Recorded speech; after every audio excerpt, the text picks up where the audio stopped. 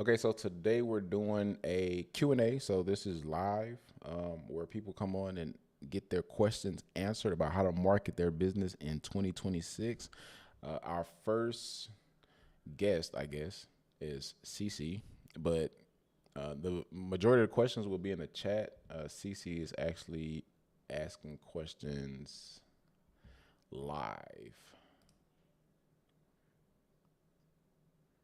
Cece, Hi. Cece. Okay, so um, for my first question, does hashtag still work?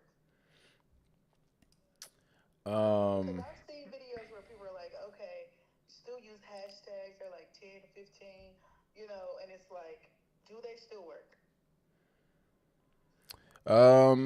I wouldn't rely on hashtags, and hashtags don't work like they used to work as far as getting your content discovered. In some instances, especially when the competition is low, you can probably use a hashtag, and someone can go search a hashtag and find your And find content. it. But it's no Gotcha. need because let's say you're a hairstylist in Dallas, you can literally just mention hairstylist Dallas in your caption, like without the hashtag, and go search Dallas hairstylist, and you'll come up. Does that make sense? So all So you have to do is mention it in the caption, and then in your caption, also you remember they tell you to put like probably your city and what you do in your bio. So okay, all of those things help you get discovered. Hashtags used to allow you to get have bots find you. So especially in hair, um, one thing I always get people like, oh, I always get these Chinese vendors DMing me. It's because you keep using hashtags. That's how they're able to discover you. They literally can set up a bot, and if you post hairstylist Dallas or whatever the case may be, it can have that bot go auto DM you. mm, Can you go on the live and see if you can chat? Because YouTube is hold on. being Okay, weird. let me see. Let me see. I don't even see. Let me click live. Let me just click your name or something. On my end, it's saying something went wrong. Yeah, because I don't even see your live. See you live. Okay, hold on. Wait. Got you. See you live. Okay, hold on. Wait. Coming at you. Yeah, they're good. Okay, I can see. Okay, so the chat's working. I just can't see it on my end. Hold on. I'm hearing something. Like, I don't know what this noise is.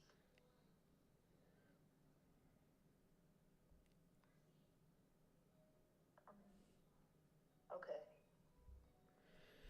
For everyone that's joining, we're doing a live Q&A, so comment your questions in the comment section.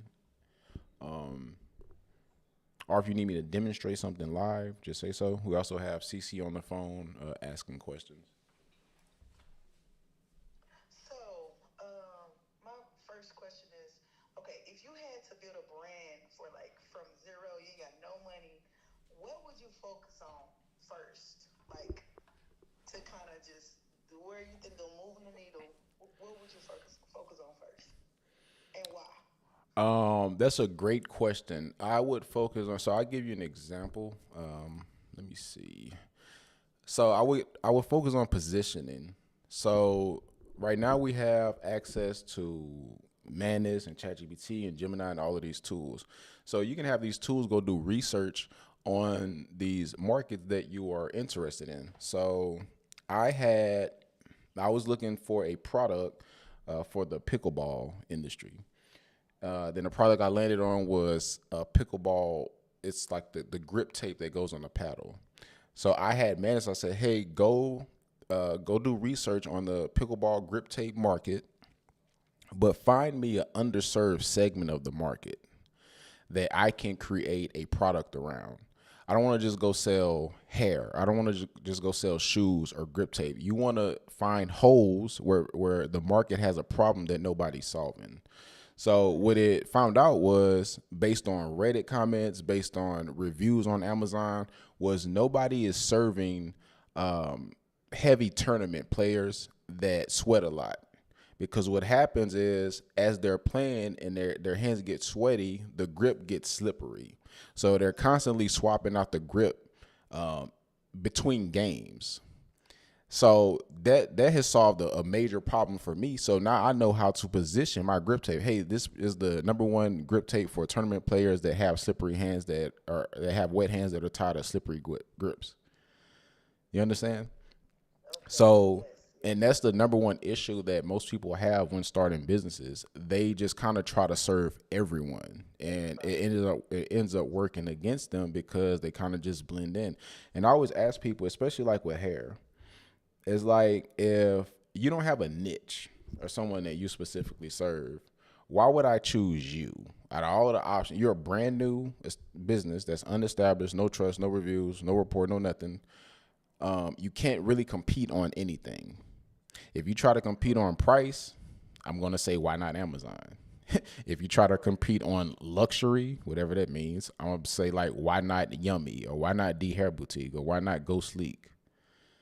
So you have to find little segments of the market that have problems or pain, then position your service or your products as solutions to those problems. Hmm. Okay, that was a good answer. I like that. You're a good answer.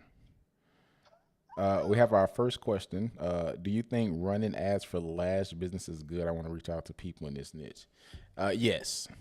Are you saying you want to provide ad services for lash businesses, or are you a lash business? But the answer is yes for both. If you are trying to provide that as a service, you want to go after established lash studios that have multiple chairs. So you would say this in your marketing or in your advertising. You don't want to go after like single service people, for lack of how to explain that. Reason being is because money. Unless you're just I was getting gonna say started why. out. Okay, If gotcha. you're just getting started out and you need to go test this. I think when I first started, my first client was like I think $500 to set up some ads. If you don't have any clients and you literally have more time than money, you can literally set up somebody's ads for free and just go after anybody. Anybody's going to take a free ad offer just to get you some results, a testimonial, case study, or whatever. But if you're trying to like make like money, you probably want to go after people that actually have money. And obviously, someone with a studio is going to have more money than just a single like lash tech. Again, for So those of why you, do we run ads? say it again. Since why are we running ads? He Why? said he actually wants to provide that as a service. Okay. Mm. Again, for those of you that are just joining, we're doing Q&A, so please put your questions in the comment section. What type of ad creatives work best? Um, I'll give you some examples really quick. And Again, then, while I do that, y'all can send some questions. and then also, how do you decide on, what type of content to create versus what to ignore? Based on engagement. So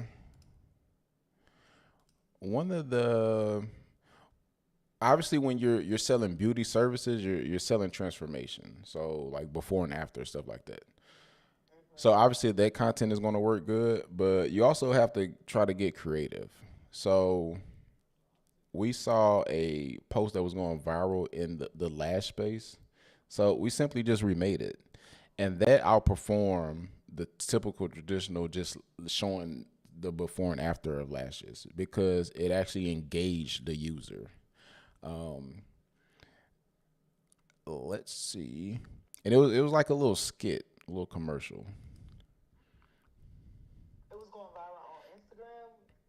Yeah, so it went viral.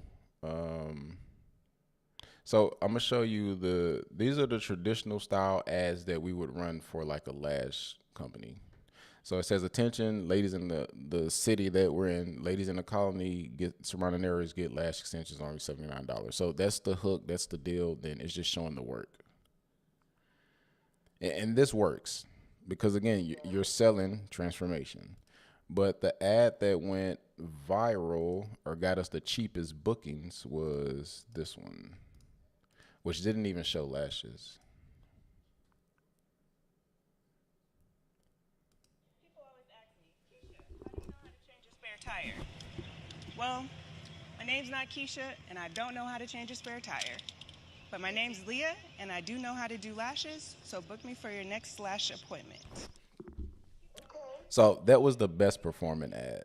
Again, even though it didn't even feature her work. But you can see it got more shares, it got more comments, it got more engagement. So anytime you're getting engagement on your content, Instagram or Facebook is going to push it. Like if you're running it as an ad, whether it's even an ad or organic post, it's still going to get pushed. Okay. Engagement on your content. Again, for those of you just joining, oh, can y'all also like the stream so this can go out? Also share it with your friends. This is your opportunity to get a free consultation, free coaching. So send me all of your questions. Do you do landing pages? Yes. I can actually, so we built her landing page for this ad as well. Let's see. So this was her landing page. Oh, wrong link. This is a landing page for one of our clients for a brow offer. Where is my tab at?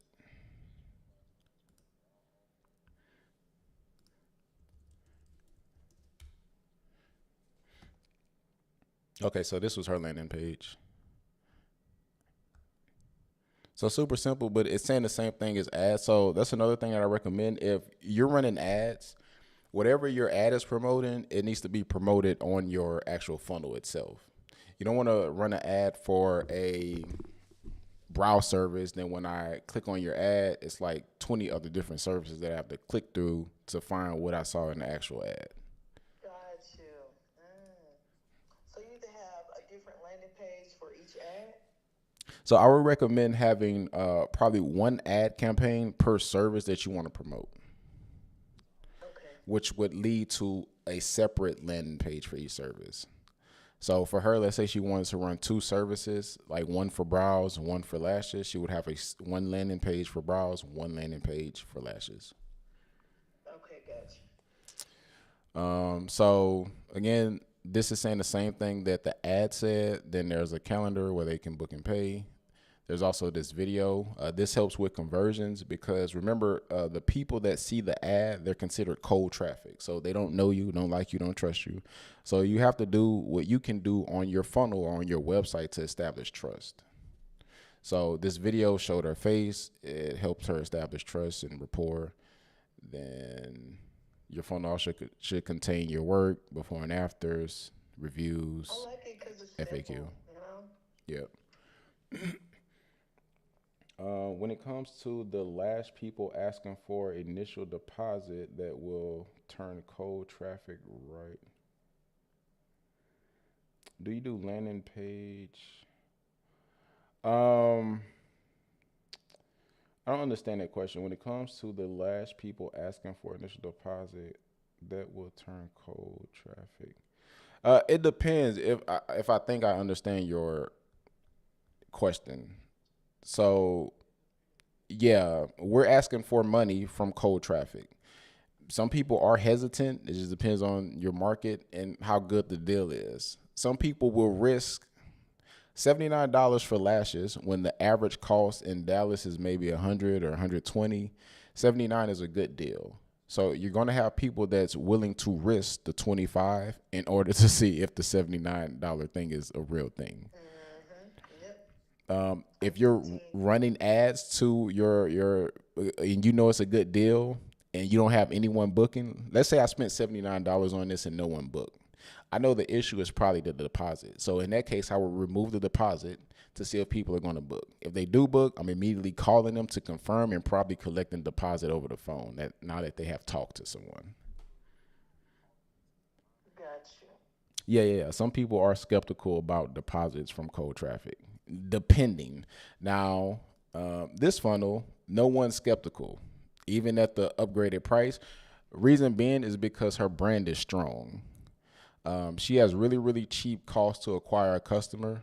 For a $150 service, it's costing her on average, let's see, last 30 days, $24. So every $24 we spend on ads, she gets someone to at least be willing to pay the deposit. So now we have broken even. Her deposit is 25. It costs 25 to get them the book, so that's canceled out. So she's acquiring customers basically at break even, which is brilliant. We can spend unlimited money to get her customers. So in this case, not a lot of people are skeptical because her brand is established, so people already come trusting. The other lash example, it wasn't like really an established brand. All of that stuff was brand new. That's why we have to discount the price really heavily. So how do you decide on what kind of funnel to use? That's a brilliant question. Hold that though. I've been in the business for a while. I have a website, Shopify booking, landing page, also Instagram, Facebook. Just need one platform funnel to make sites profitable. I've been in business for a while. Website, booking site, landing. If I understand the question correctly, yes, you only need one platform. You don't need to market your business on Instagram, Facebook, YouTube. I would just pick one platform. You can literally pick one platform and master it and make whatever amount of money that you want to make. So if your ideal income for whatever business you're in is $100,000 a month, $200,000 per month, you can make that just off of Instagram or just off of Facebook or just off of YouTube. So there's not a one better than the other?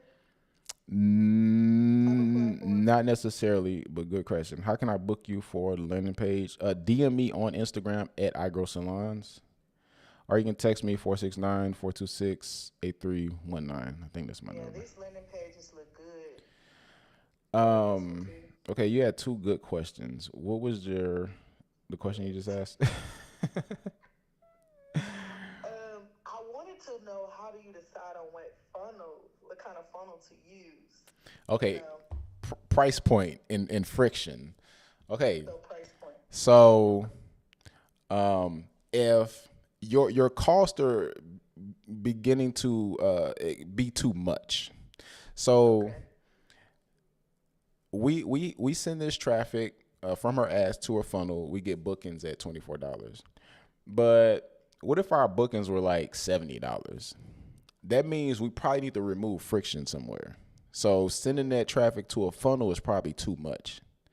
How about we just do a lead ad where they fill out a form directly on Facebook or Instagram, then we follow up with them to book the appointment. We have removed the friction of them having to go to the landing page and probably fill out some stuff and look at some stuff, which is going to make your cost more. There's not a lot of friction for a lead ad because they tap on the button and it pops up a form, then they just have to fill it out and they're done. They don't even have to leave Facebook or Instagram. So which quality of customers are usually best? The ones that pay money. So if costs are high, we remove friction. If lead quality is low, we add friction. Gotcha. So that's kind of how you determine which funnel process you're going to go with. Gotcha. I'm going to put my number in the chat. You giving us some gems, baby. Okay, number is in the chat. Be ready to move forward on something. Don't be like questioning me to death. for those of you that's going to contact me. I've had an ad running for 2 years. We've modified over the course of time. What recommendations would you get to help my business reignite traffic? P.S. My last modification is targeting a very specific audience. Number one, we don't use targeting anymore. We don't use interest anymore. There's no need. So if I were to come in your business and like, hey, what are we looking at? I would probably just go broad, but I would now focus on my actual content, because your content, and I'm going to show you some examples. Your content does the targeting for you. So you don't need to be inside of your ad account trying to pick specific interests, because when you do that, you're just going to increase your cost. You could probably be getting cheaper leads if you do broad targeting, but you get specific in your ad content. So here's an example.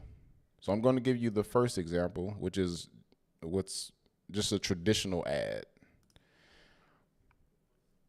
So now accepting new clients for K-Tips. So it's just a basic broad call out. We want K-Tip clients. The issue with this, you're about to get a great lesson. This is only going to attract people that know what K-Tips are.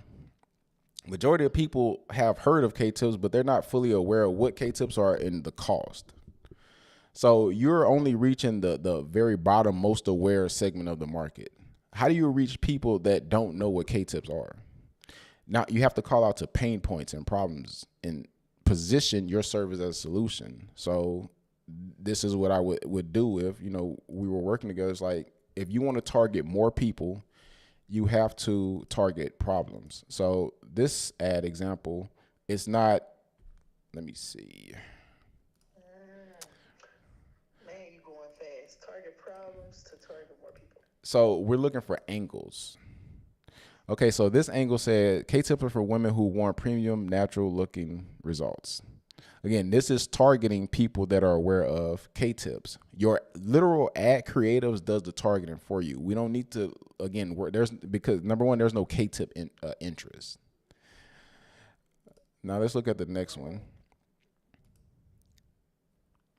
Okay, so now we're getting outside of people being aware of K-Tips. We're calling out to problems that they may be facing. So if I wanted fuller hair that didn't look fake, that's a pain point within the market. If y'all do hair, y'all understand that. You want fuller hair, but you don't want it to look fake. So if someone's on their phone scrolling, looking at, I don't know, cat videos, and this comes across their feed, but that was already on their mind. So they're going to stop and engage and probably click and book.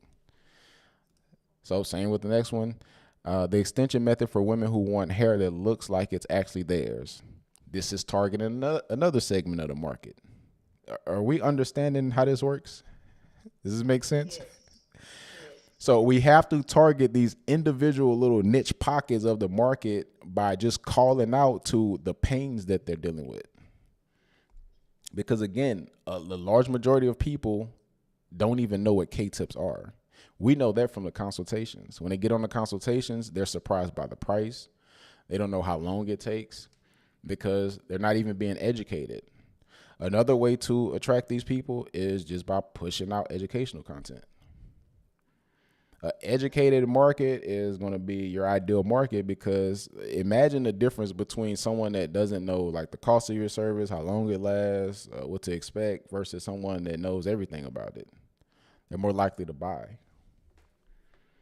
So more educational content. Got you. Yes, lead with value.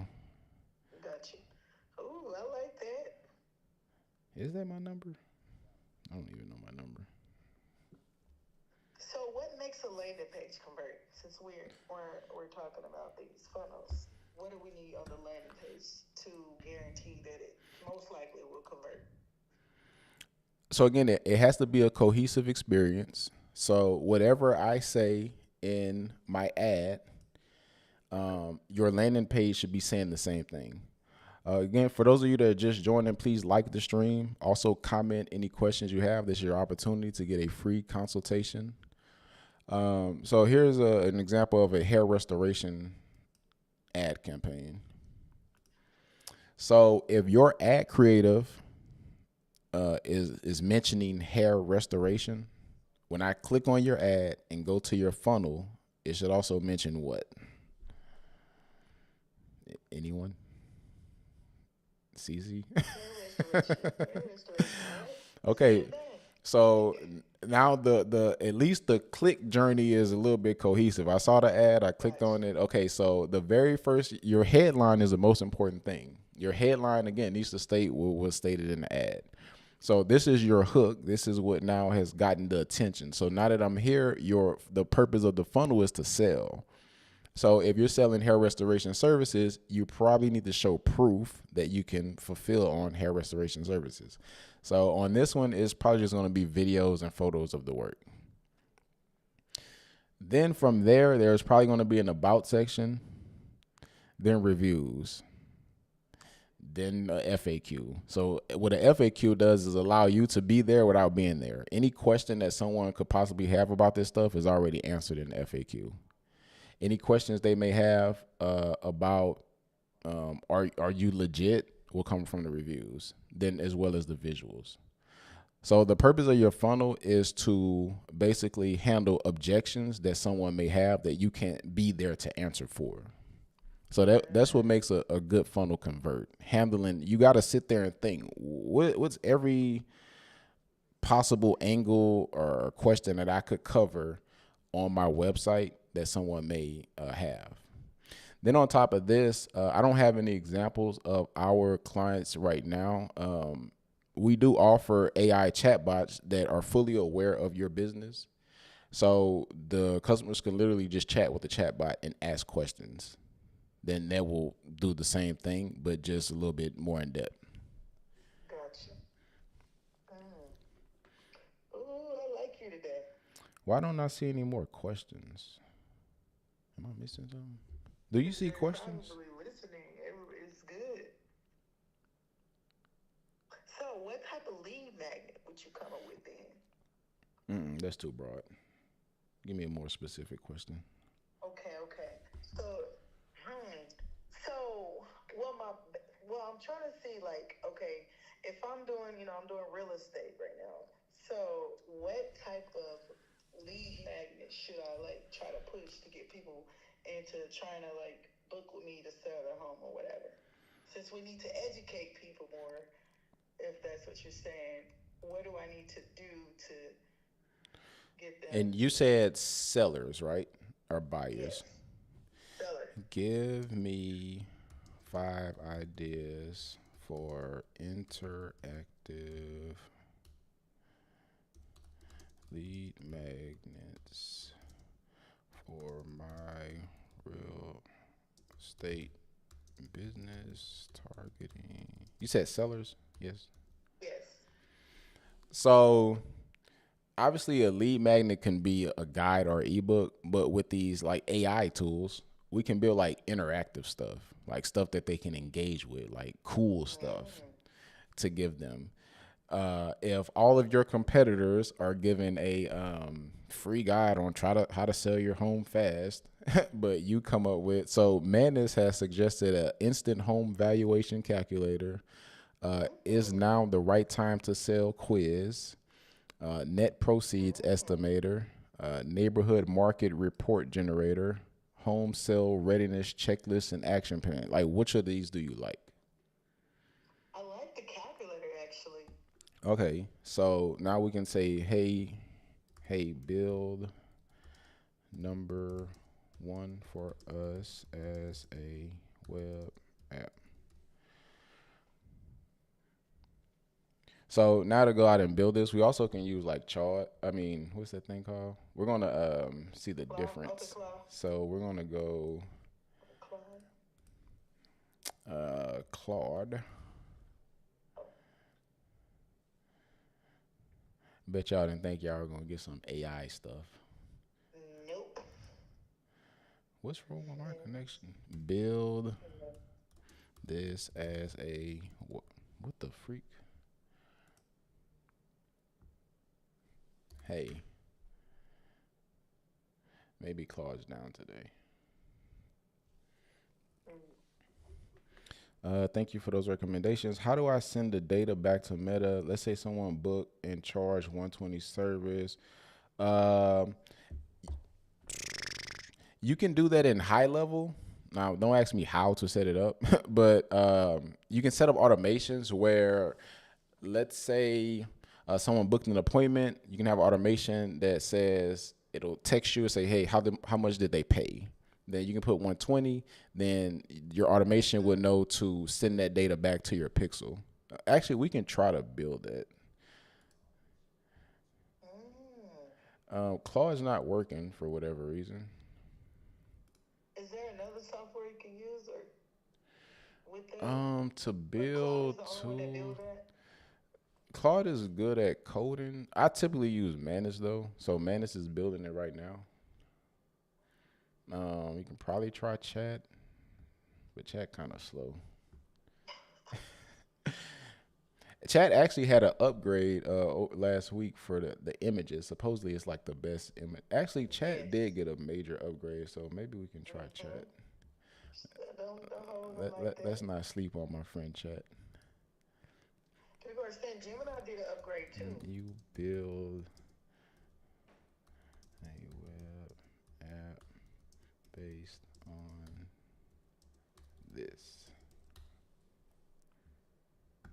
I don't even know if we're using the right model for this. Is Gemini capable of doing this? Okay. Oh yeah. I forgot about Gemini. Okay, so Chat's building it. Manus is building it. Claude's still bugging out. Let's go to Gemini. So after we set this up, I'm gonna try to set up the automation that what's his name asked for. I think it's Canvas. Can you build this? Okay, so we have that working. Let's see.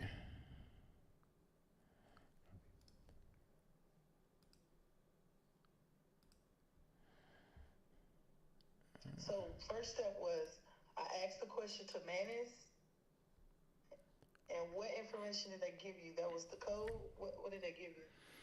I originally asked Manus for ideas for a lead magnet. Okay. Again, for those of you just joining, we're doing a live free coaching session. So please send me some questions. Also, like the stream. We only have 4 likes. We have like 24 people watching live. Why do y'all hate me? Okay, so here we go. You put in your property address, your square foot, the beds, bath, what condition. Now, I don't think this is going to pull like real data. Let's see. But it can. I just know we haven't done anything. You probably need like some back end stuff set up, but let's try it. Why am I going to Zoom? It's Zillow.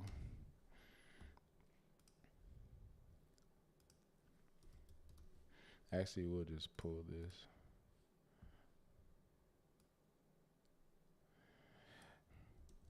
So if not, you'll just have to probably connect up some Zillow APIs or something for it to actually like pull this data. But wait, what happened? Oh wait, I don't think it's done. Wait, who? Oh, that was So Gemini built it the fastest, and it was actually late to the party. Ooh. So use Gemini. I love you. Okay. It don't mean it's gonna be the best. 1984 square feet. 1984. Good condition. 3 beds, 2 bath. Oh, okay, I get it. It's not supposed to give them the value. It's just a lead magnet. Actually, that's a good lead magnet. Because in order for them to get their calculations, they have to give full name. So you call. I forgot the whole purpose of this. But this is brilliant because again, the alternative is not an actual interactive anything. It's probably just some type of guide that they have to read. So Jack at gmail.com 1-800.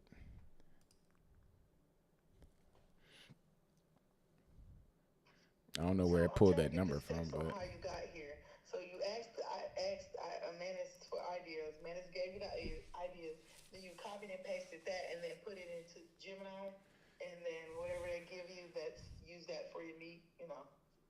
Yeah, you So asked you me didn't about promote it. creating a lead magnet. Lead So magnet. we asked men is for ideas. It gave us five. Then you said you like number one. So we said, hey, go build number one. Okay. And Gemini. Got Okay, so Manus is still writing. Chat is still writing. you. So Gemini done left them hanging. Okay. For the real version, connect. Yeah, this is asking us to do too much. So Gemini has already solved the problem. Okay. Got you. But the whole point of you like, what's the lead magnet? Everyone should probably have something like this for their business. Like even if you do hair, you sell clothes with the guy that wants to do lash ads for lash people. He can build out a calculator. How many lash clients will I get if I spend this amount, and like just start sending that out. But how would you structure that